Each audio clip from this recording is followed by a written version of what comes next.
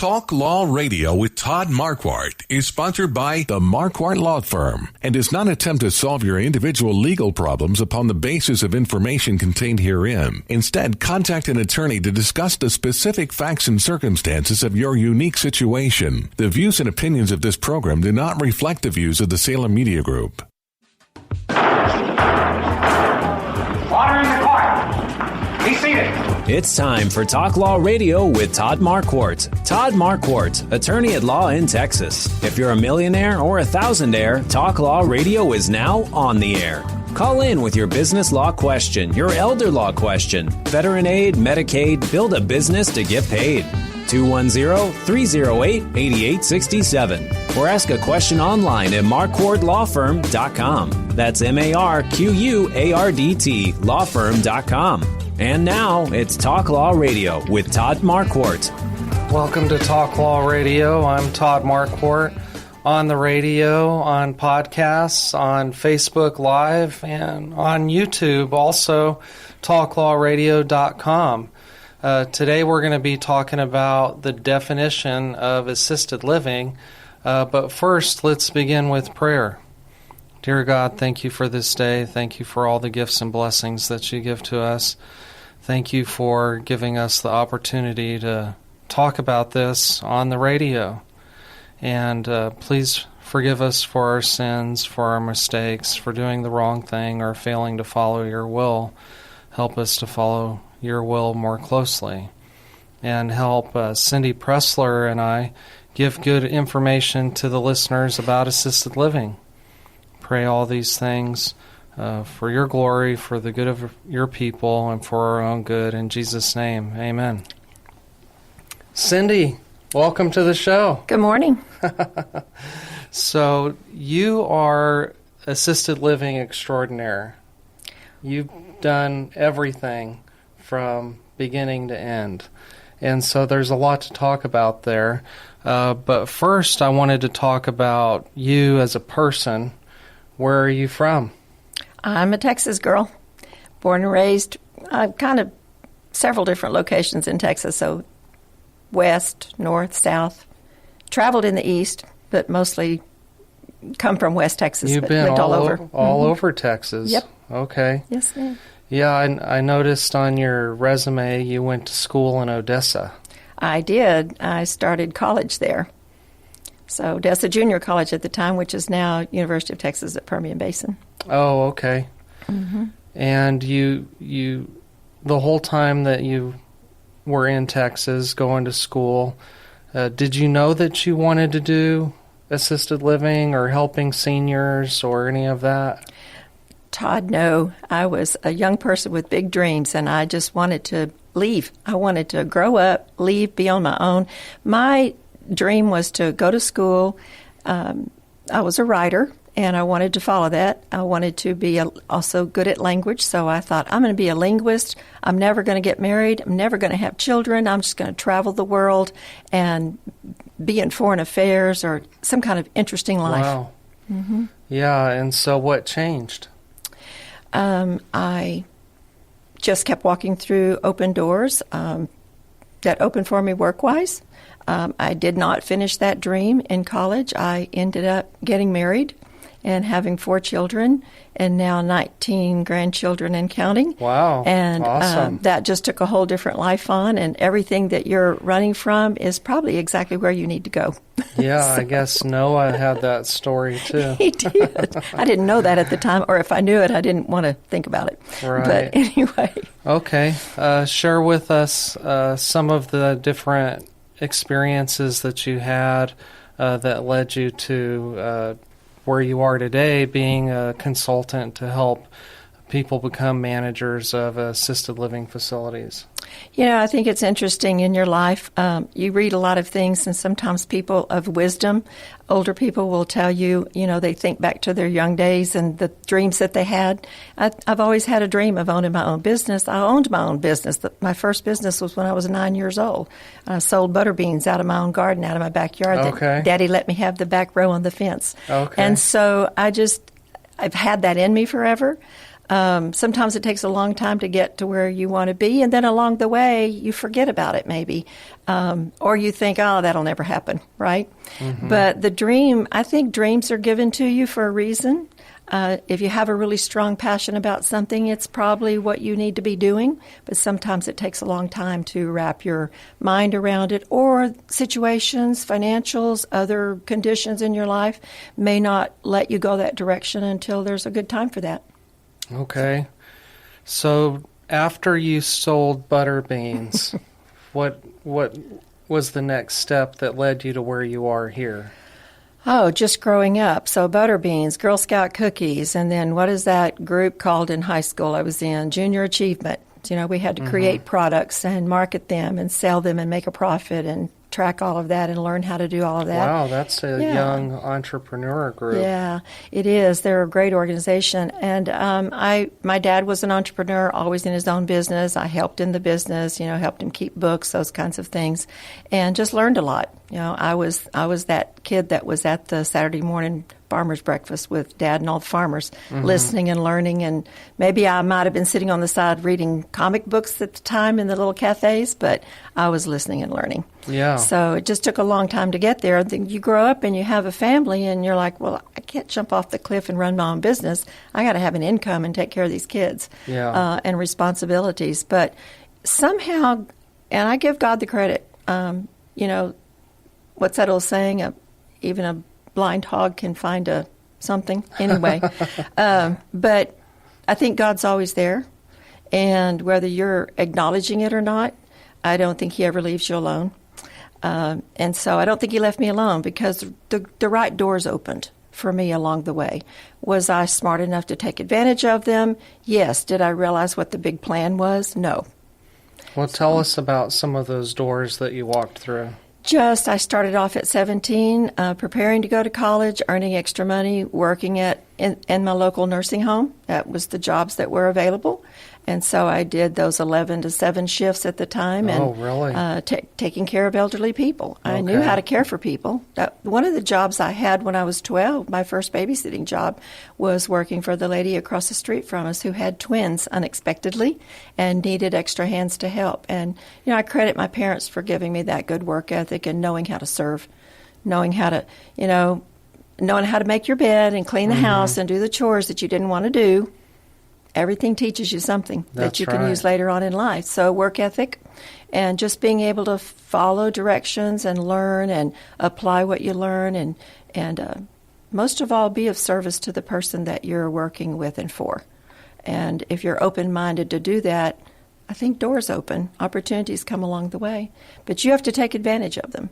So, the steps from there to in college, and then afterwards working for the Council of Governments, had an opportunity to go to work for them. What did you do there? I was an aging specialist or a contract manager. It was in the aging office in Central Texas. So in Texas, at the time, that was the agency at state level was called Texas Department on Aging, and they filtered information and funding and oversight down to the county level. So in Texas, a lot of things are governed by county judges. So we had 7 counties there, and I was in charge of contract management. We did some grant writing. I did all the contract management, the bid process to funnel monies out to senior centers and different programs that the county was responsible for seniors. So learned a lot there. I stepped into that job on a Friday afternoon, and they said, "Can you run some of you will know my age, Lotus spreadsheets?" And I said, "Absolutely." And then I went home and called my husband, who was running an appraisal district office, and said, "I need to come in this weekend. Which secretary can stay over and teach me how to run spreadsheets, as I start work on Monday morning at 8 a.m. So I spent the weekend learning how to do that, and then from there it was just upwards. Was there about 5 years. Long story short, ended up working for the state of Texas when it merged and became Department of Human Services, DADS. What did you do there? I was in a special task program under Governor Richards that was called Adopt a Nursing Home, and it was formed to address the issues that she found.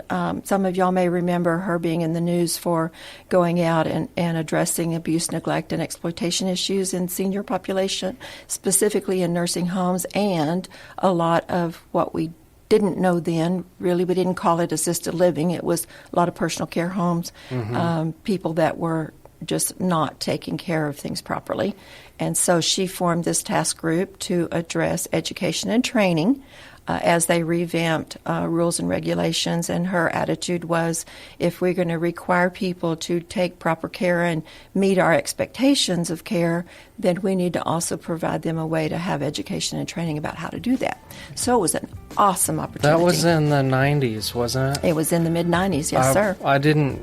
I was in New Mexico then, so I didn't experience seeing her on the news, but when we come back after this break, I'll tell you about some other news programs that I did become aware of during that time. Excellent, excellent. Stay tuned.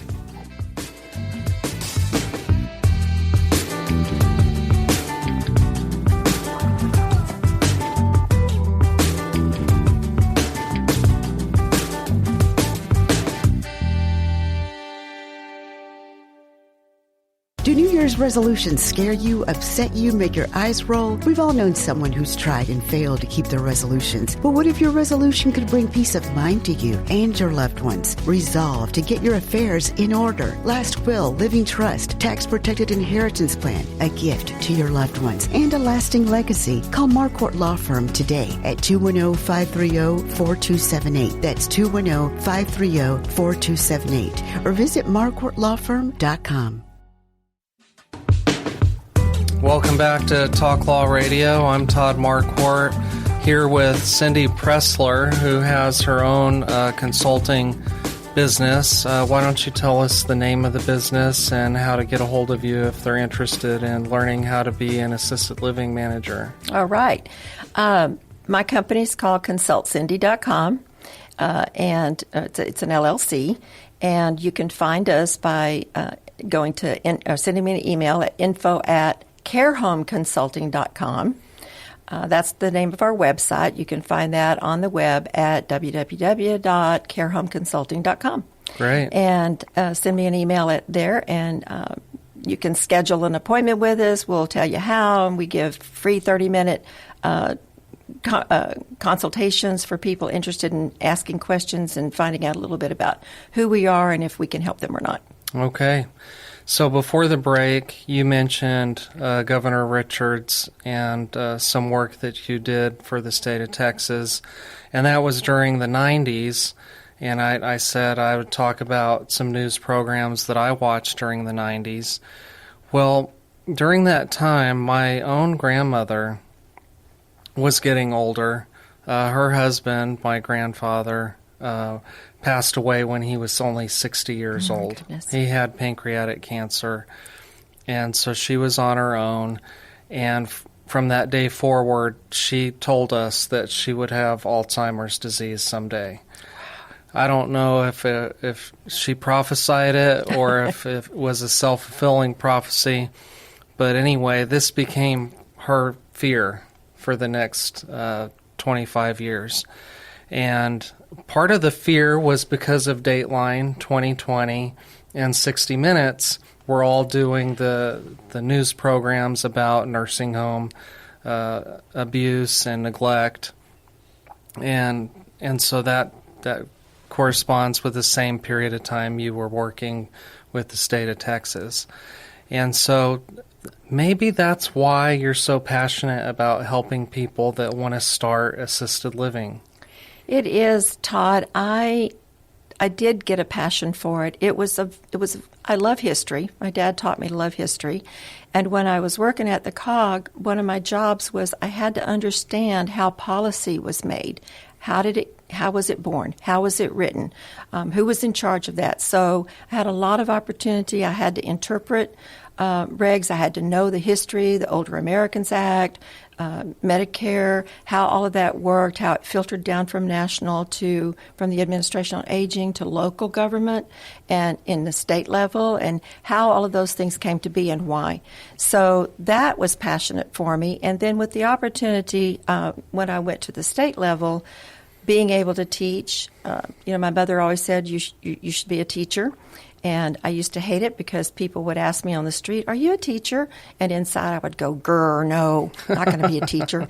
And but I am a teacher at heart. I love education and information. So it was passionate for me. And the fact that it was a program that we were being a part of to create, that hit the creative part of me, my writing and all of that. And we focused a lot on, we had to develop our own workshops, do research, get training and education, and we wrote a lot of our own workshops for training people in how to work with people with dementia. And it was interesting to me because my own grandmother, in her day, there was no place to go if you couldn't stay home except to a nursing home. And I knew she was not really appropriate for a nursing home. She didn't need nursing care, but she couldn't stay at home with us anymore because my mother also had the care of my middle sister who had a disability from birth. So it just became too much. But in retrospect, I look back and Granny, as I called her, did have some dementia because towards the end of her life, I would go and visit.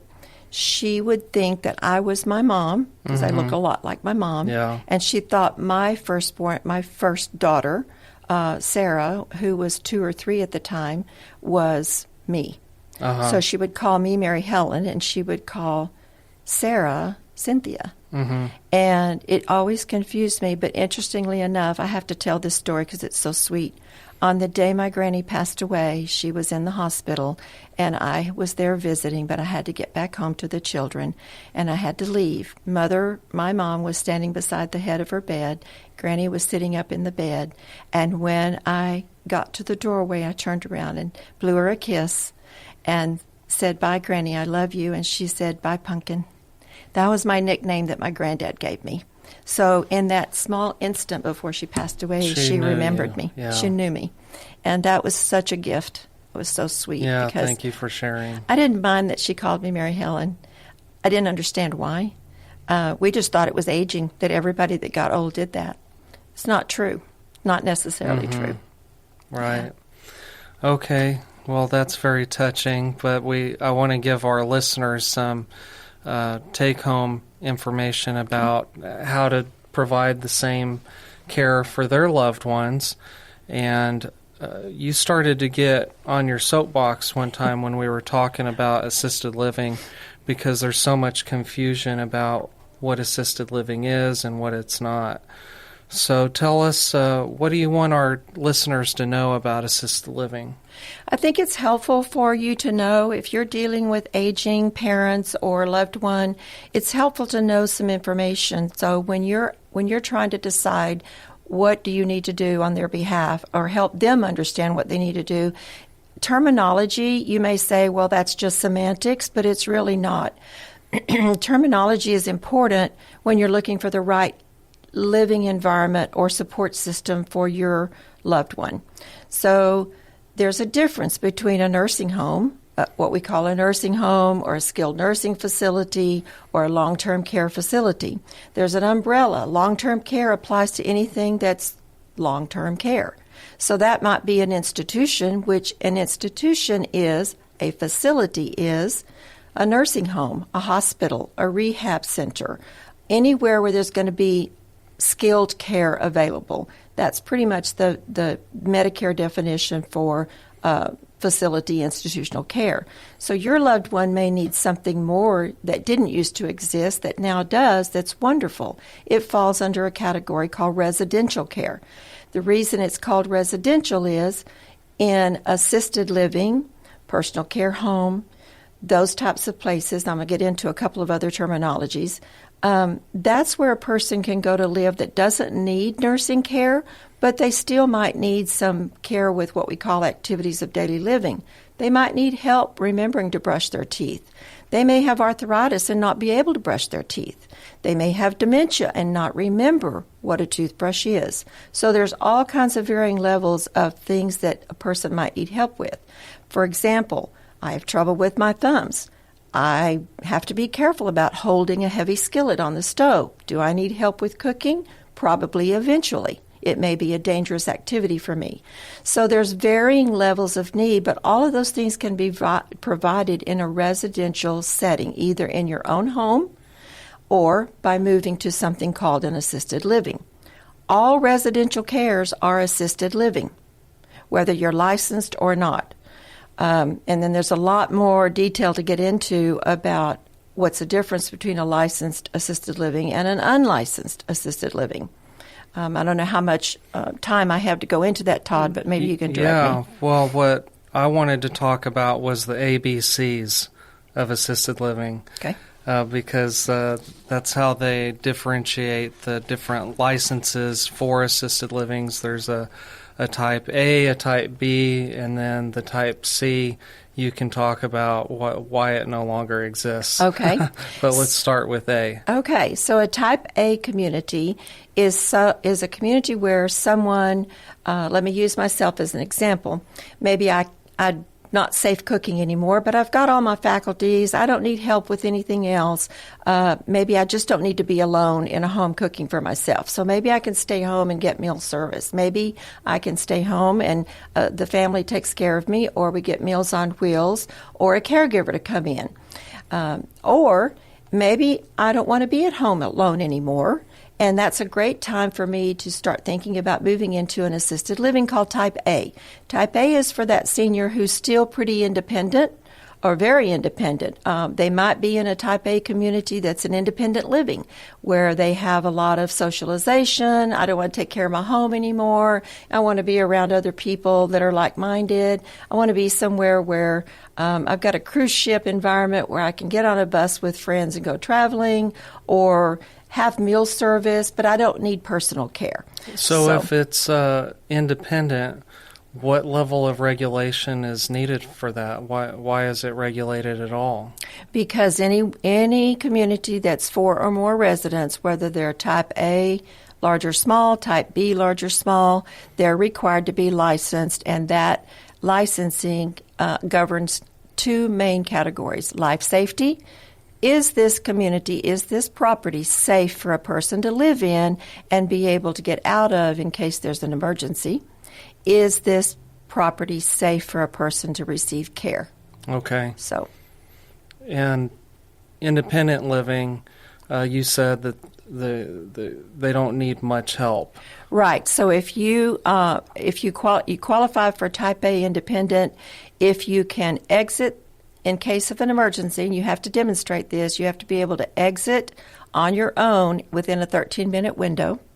That means if it's 2 a.m. and you're asleep and there's a fire, you have to be cognizant and able to wake up, get yourself out safely within that 13-minute window. If you can't, then you're not qualified, you're not eligible to live in independent living under the regulations. So what would be the higher level of care next? Next would be a Type B, which is the assisted living. So independent living versus assisted, those two words. So assisted means there's someone on duty 24/7. There's someone awake on duty 24/7. Okay.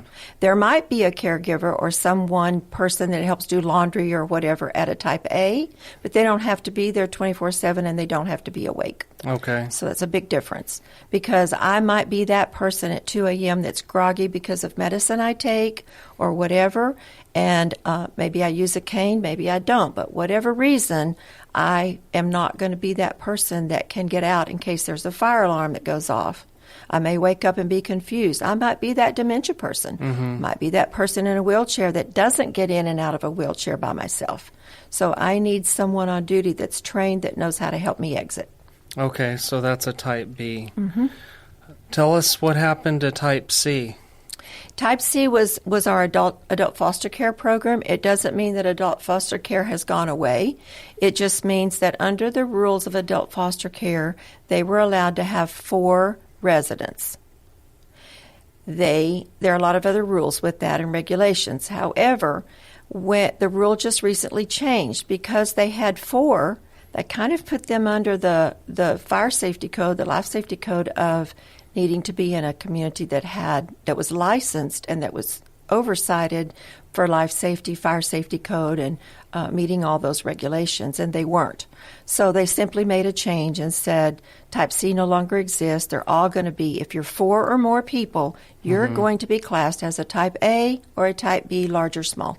Even if you're doing adult foster care. Yes.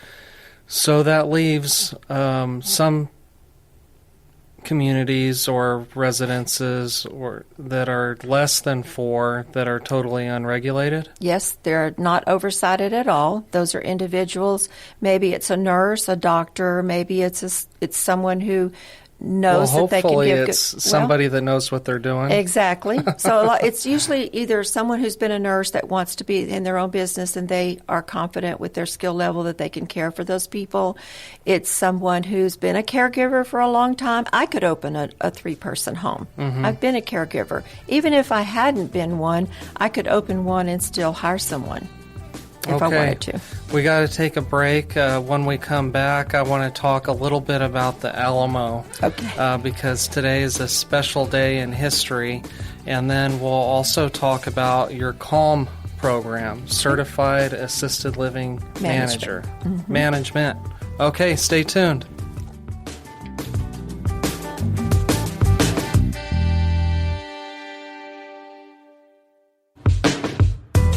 Welcome back to Talk Law Radio. I'm Todd Marquardt, on the radio, on podcasts, on Facebook Live, on YouTube, and on talklawradio.com. Here talking with Cyndi Pressler about her Certified Assisted Living Management course and defining what assisted living is. But first I wanted to talk about the Alamo because I want to give you an opportunity to win a hat. I will mail you a baseball cap type hat that has a picture of the Alamo on it, and it says "Remember" underneath it. I bought these hats from the Texan, which is a publication that is a great read in the mornings.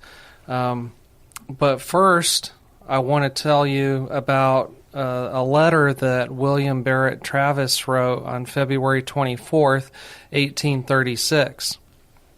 To the people of Texas and all Americans in the world, fellow citizens and compatriots, I am besieged by 1,000 or more of the Mexicans under Santa Anna. I have sustained a continual bombardment and cannonade for 24 hours and have not lost a man. The enemy has demanded a surrender at discretion, or otherwise the garrison are to be put to the sword. If the fort is taken, I have answered the demand with a cannon shot, and our flag still waves proudly from the walls. I shall never surrender or retreat. Then I call on you in the name of liberty, of patriotism, and everything dear to the American character to come to our aid with all dispatch. The enemy is receiving enforcements daily and will no doubt increase to 3,000 or 4,000 in 4 or 5 days. If this call is neglected, I am determined to sustain myself as long as possible and die like a soldier who never forgets what is due to his own honor and that of his country, victory or death. P.S. The Lord is on our side. When the enemy appeared in sight, we had not 3 bushels of corn. We have since found in deserted houses 80 or 90 bushels and got into the walls 20 or 30 head of beeves. I had to look up beeves. It's a cow.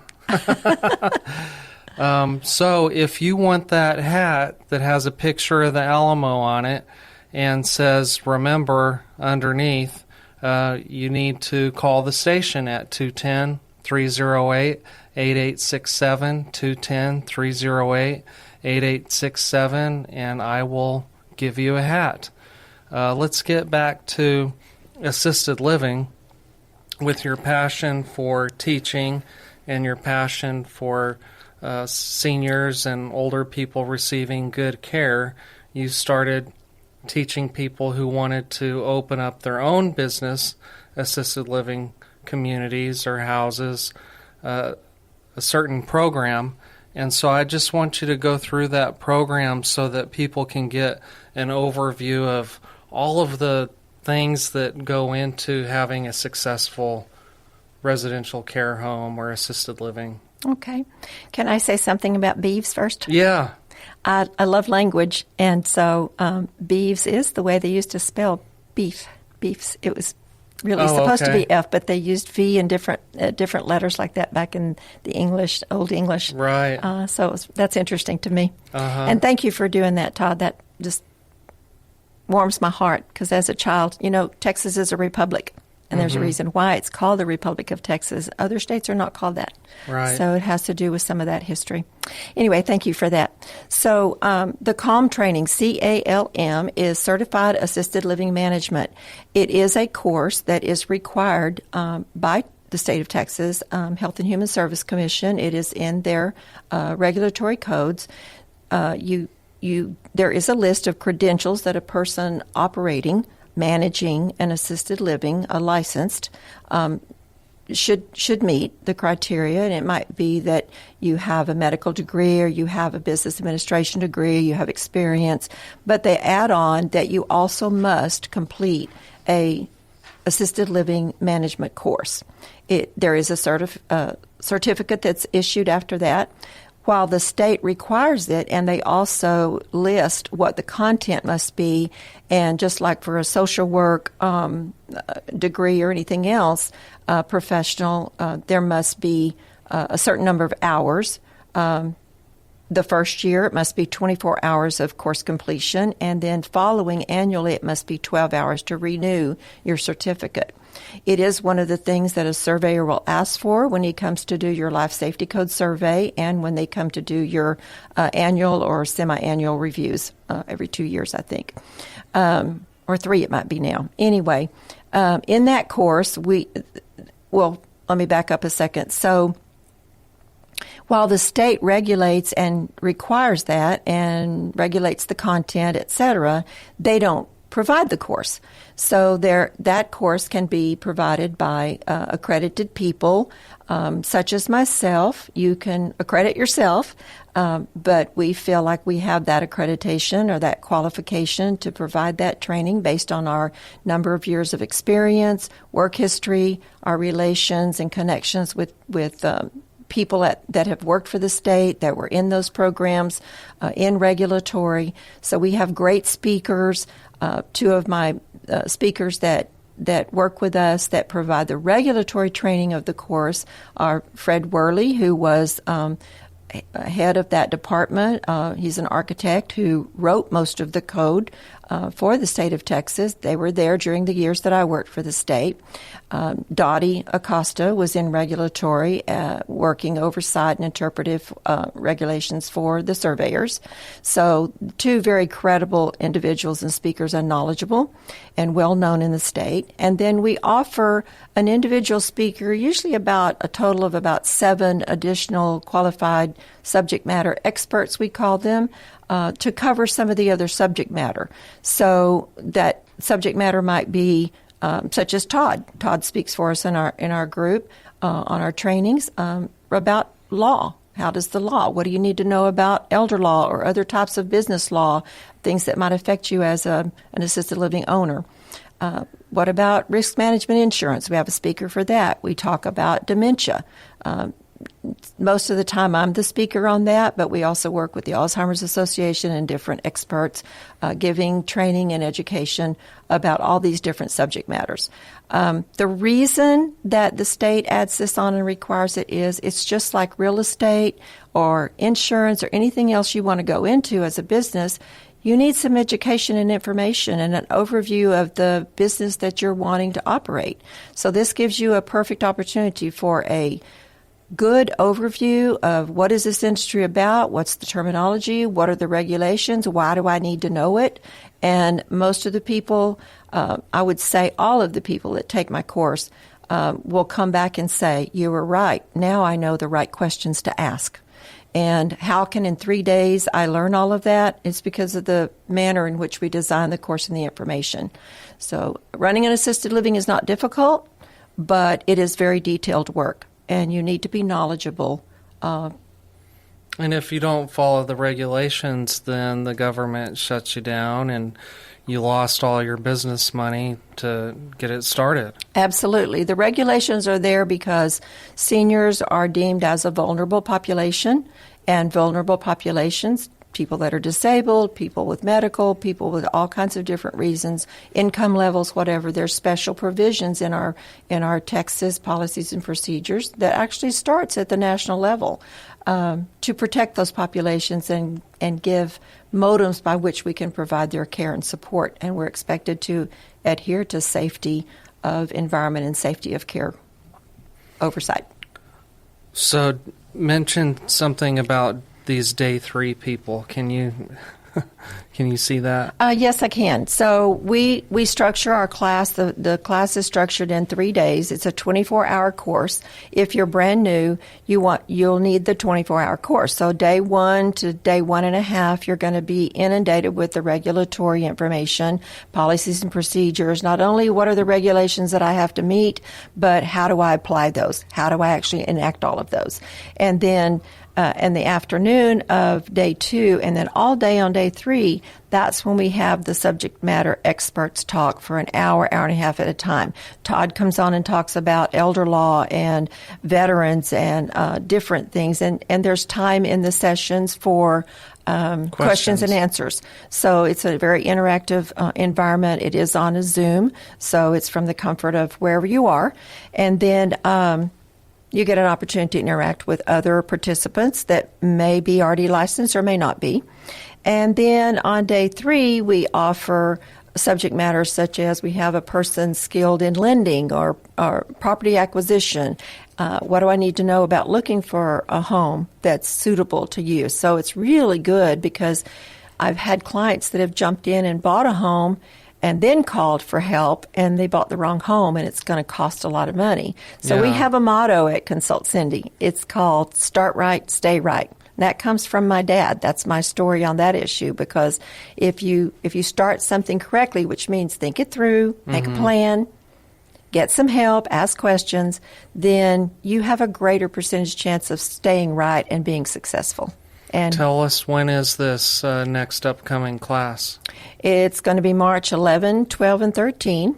You need to register now if you're going to. Registration will close here in the next few days, and the cost is $315, and I will promise you that's below anybody else I know, so it's a great rate and probably the best information you're going to get. And they can email you at carehomeconsulting.com. Okay. Or you can use info@consultcyndi.com. Okay. But primarily use the carehomeconsulting.com. That will direct it directly to me. Okay, we got to take a break. Call the station if you want a hat. Be right back.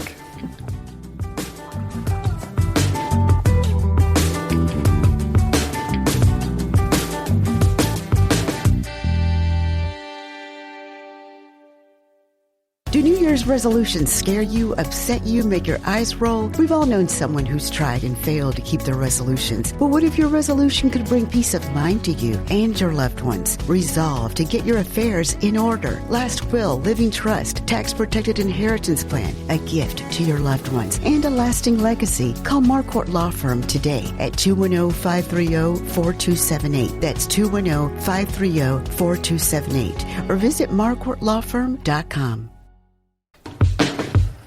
Welcome back to Talk Law Radio. I'm Todd Marquardt talking with Cyndi Pressler about CALM, Certified Assisted Living Management. It's a course that she provides. There's an upcoming course in March the 11th to the 13th. You can get more information from her about that at info at Care Consulting. Care Home. Info at carehomeconsulting.com. I think I Okay. confused y'all. Yeah. Sorry. So I want to give you one more chance to win a free hat. You can call the station at 210-308-8867, 210-308-8867. because I'm remembering the Alamo today. February 24th, 1836 was when Travis sent a letter asking for help because he was under attack at the Alamo. You can also text Todd at 210-538-4770. Text Todd at 210-538-4770, and I'll give you a free hat just for interacting with me today. So this is our fourth segment, and because Marquardt Law Firm sponsors the show, and we focus on business and estate law, I like to talk about legacy. And now, it's time for the Talk Law Radio Legacy Spotlight. What's your legacy? Sponsored by Marquardt Law Firm. So we know what Travis's legacy was because everybody remembers the Alamo. I mean, that's the theme. And so I wanted to ask you, what do you want people to remember about Cyndi Pressler? How much I love what I do, how much I love and enjoy people, and how passionate I am about my fellow man and understanding and caring about your community and living up to your potential. That's my theme. Give what you can while you have an opportunity. And if you don't know what it is you can give, start a journey to figure out what that is for you, because that's how we become community. That's what the guys at the Alamo did. They gave their all in really dire situation. And Todd, you mentioned to me that not coming from Texas, you were shocked to find out that they didn't win the battle, that they lost the battle. Yeah. And just, I have a saying, and it's common. You'll know what it is. It's nothing unique, but I have it written on my whiteboard at home, and it says, every day I show up. Doesn't matter if anybody else does, but I show up. Amen. Yeah, and now you'll have a recording to share with your children and your 19 grandchildren of the lessons that you want them to remember about you. Just like the Alamo, I mean, the Texans left that property. That's something that we can leave to our loved ones. Is there anything that's special to you that you inherited from somebody that passed away before you, or something that you're going to pass down that is like a family heirloom that is going to be meaningful for somebody? When I was a little girl, I would spend summers, every summer, some amount of time with my grandmother and on their farm. And she had, I don't know if you know what a sideboard is, but it's a dining room or eating room piece of furniture, and usually that's where they kept their best silverware and coffee servers and things like that. I have seen that before. Mm-hmm. Well, my grandmother's sideboard didn't have any of that. It was full of black and white tintypes and all kinds of mementos from her life and Granddad's life, and it might have gone back to people I didn't have any idea who they were. But my favorite thing to do there was to sit down in the living room floor and dump out all those containers of photographs and go through them and have Granny tell me stories about them. Oh. And so I did that for my children and grandchildren, and they have everything on their phones. Mm-hmm. So I think it's going to be really fun one day when they inherit that big sideboard that I have that's full of postcards and mementos and little silly drawings and things that they all gave me. And it's all in there, and it's terrible. It's not organized at all. And I'm so excited they're going to have to sort through all of that because it's going to be really good for them. Yeah, I love that. My grandmother and my mom, they had some of those same things, lots of black and white photographs, and my grandmother had this toy cat that it was kind of like a stuffed animal. I don't know how it was made. It isn't anything that you would buy at the store today. It was a homemade stuffed cat, and it's the ugliest thing you ever saw. But I know it was hers, and I know it was important to her because it survived several generations now. Mm-hmm. Yeah, those things are really cool. So when I was thinking about your question, I thought, well, when my parents both passed away, by the time they had both passed away, I had already decided I wasn't going to hold on to things. So I divided everything up that might have be considered an heirloom. My mother's fruit bowl, my grandmother's sugar cookie, tea cake recipe, my great aunt Susie's pie dough recipe, things like that I do want preserved. And I just told the children, come, you're going to take what you want now and hold on to it. And if you don't want it, that's okay. We're going to take pictures and we'll have a story about it. So I've kind of done all of those kind of material things. Mm-hmm. Of course, I came and talked to you about what do I do with my business, money and things like that. So we're working out a plan for that. But as far as the non-material and the things that I hold valuable, I have another cabinet that's full of my writings, published or not. I'm glad you said that because I've been trying to remember to ask you about your poetry. Yes, so I do write poetry. I also do write fiction, and I just write little snippets of stories of our lives and things like that to leave for my kids. I have a series I'm working on called My Backyard, and or Monday Morning Musings or something. I don't know right now. Anyway, it's stories of everywhere I've lived that. Whether it was the country or city, the life that goes on in my backyard. Okay. And so I've got a lot of cousins and people that really enjoy it. So things like that, I want to leave them. But I love poetry. I'm a very different kind of poet. And I think poetry and fiction can tell truth in a way that truth cannot sometimes, because it can make people think and wrap their heads around a truth that maybe they're not really willing to believe otherwise. Mm-hmm. So it makes a safe place for people. It's also just fun entertainment to make things up. Yeah. But anyway, yeah, I love my poetry. I didn't finish a degree in writing or anything, and so I might be called a frustrated writer, but and maybe never get the full recognition of being very accomplished, but the people that I do share it with seem to be blessed. And I had a great opportunity this year to co-write a hymnal book with a friend who is a composer, and she wrote 25 songs, and I wrote 15 complimentary poems to go with each music piece. Mm-hmm. So that was a wonderful experience of digging deep and finding out, can I write anything on purpose? Yeah. So that was a great experience and a great opportunity. I've enjoyed that. And is that available on Amazon? No, we wrote it. She's such a unique person, and her father passed away, and she has now an ill spouse, and she's been inspired during the last 3 years to really express her faith. And she had a legacy money from her dad, and she's using that to write primarily for her children, for leaving a legacy for them. Mm-hmm. And I was invited to join. So I asked her about publishing and on Amazon or something, and she said, I'm not really interested in doing that. You can do what you want. I haven't done anything with it yet, but mostly it was for friends and family. But you could. I could. She gave you permission? She did, yeah. Well, let's work on a written note from her that gives you that permission. That'd be great, Todd. Because then, if you don't get around to it, maybe your kids will want to publish it. They might want to. Yeah, you never know. Yeah, you're so busy.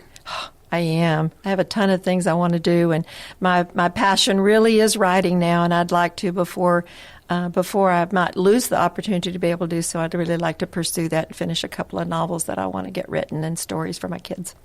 Yeah, but you're also doing this assisted living management course. Yeah, and that's a passion. I don't want to give that up because, just like the Alamo and different things, history has a way of losing some of its truth. Gets changed over the generations, and the stories change and get shortchanged sometimes. So the same thing happens in business, and especially in this industry with just the terminology and where did this come from, and why is it so important? And it has some very important value for the next generation that's going to be taking care of you and me. That's right.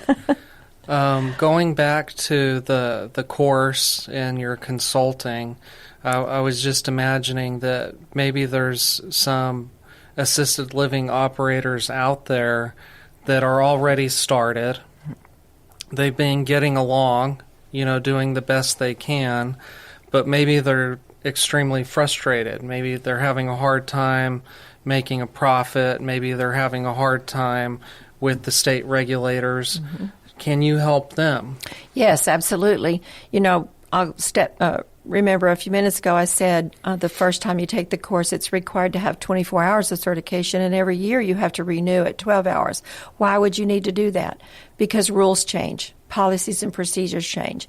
We now have, just before COVID, I'm not sure of the exact time frame, but during COVID certainly, the Department of on Aging, Department of Age and Disability Services merged again and changed its name to Health and Human Service Commission. Behind the scene, what that means for the consumer is,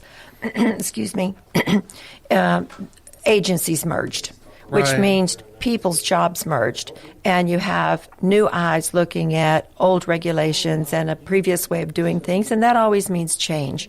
And when there's change, it affects the consumer. One of the things that happened to me one time working at the state was I had to serve on a special policy committee to help tell the governor at the time, which was Bush, why Medicaid policies that they wrote at the state level might not work well at the working level, at the county level, the city level.